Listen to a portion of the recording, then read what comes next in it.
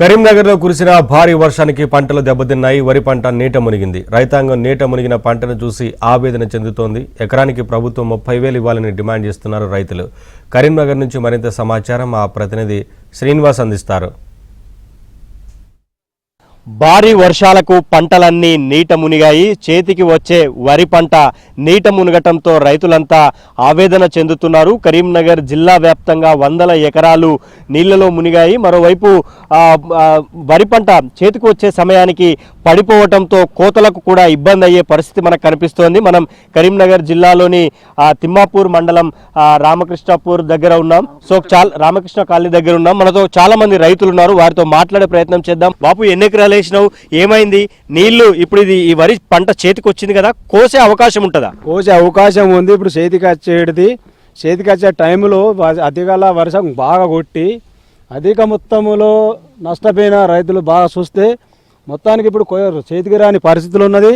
దీనికి ఎంత చేసినా ఇప్పుడు మాకు చేతికి రాదు. ట్రాక్టర్తో కోసినా రాదు. ఇలా వారేసారి నడవాలన్నా కానీ నడవది. చేతికి మొత్తానికి పనికిరా. ఈ 5-6 రోజుల్లో కథం కంప్లీట్ కూలిపోయినట్టే. ఇప్పుడు రైతాంగం ఇది దాదాపు మనిషికి ఒక్కొక్కరు 5-6 ఎకరాలు, 2 ఎకరాలు, 3 ఎకరాలు ఇది అట్లాగా వేసి కొన్ని వందల ఎకరాలు, 1000 ఎకరాలు నష్టపోయి ఉన్నాం. ఇప్పటికే మేము అసంతృప్తికి గురవుతున్నాము. బతుకుడా చెచ్చుడా ఏమనేది మాకు అనిపించలేదు. దొడ్డు వడ్లతో పోలిస్తే సన్నపు వడ్లకు కొంత పెట్టుబడి ఎక్కువ పెట్టుంటారు. ఇప్పుడు మొత్తం నీళ్లలో మునిగింది కదా, ఎట్లా ఎకరానికి ఎంత ఇస్తే మీరు రైతులకి? కనీసానికి ఎకరానికి ఒక 30,000 దొడ్డు వారికి సన్నవారికి పెట్టుబడి ఎక్కువ వస్తుంది. 3 సార్లు మందులు కొట్టినాం. ప్రభుత్వం కూడా సన్నాలు వర్షాకాలం ఎక్కువ పెట్టాలన్నారు.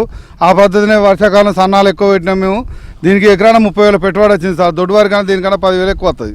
ఇంకా కొంతమంది రైతులు ఉన్నారు, వారితో మాట్లాడే ప్రయత్నం చేద్దాం. నువ్వు ఎన్ని ఎకరాలు వేసినావు బాపు? నీళ్ళ మునిగింది. మాదే ఇది. ఈ మొత్తం అంతా కింద పడి కనబడుతుంది. ఇదే 4 ఎకరాలు అవుతుంది. మొత్తం పడిపోయింది. దాని మీద వరద పోతుంది మొత్తం. ఇప్పుడు దానికి 3-4 సార్లు మందులు కొట్టినాం. సన్నవారి అది సన్నవారి అప్పుడు ప్రభుత్వం సన్నవారి ఎత్తే బోనస్ ఇస్తామన్నారు. అయితే సరిగా మరి ఆ బోనస్ అని వస్తుందని సన్నవారి పెట్టినాం. ఆ సన్నవారి పెడితే ఇక ఇప్పుడు కోసే టైం ఇక ఇంకో 4-5 రోజులు అయితే పోతుంది. ఇక కొత్త వరకు ఇక ఇది చేసింది వర్షం మొత్తం. నీళ్ళు వరద పోతాను దాని. ఇక మమ్మల్ని ఏం చేస్తుందో గవర్నమెంట్, మమ్మల్ని ఎట్లా చేస్తుందో.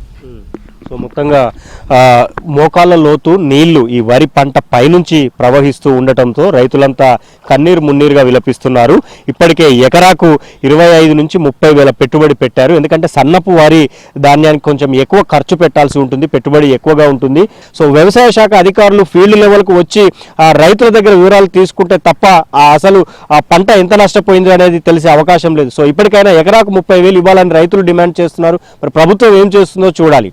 వీడియో జర్నలిస్ట్ సంపత్తో శ్రీనివాస్, ABN ఆంధ్రజ్యోతి, కరీంనగర్.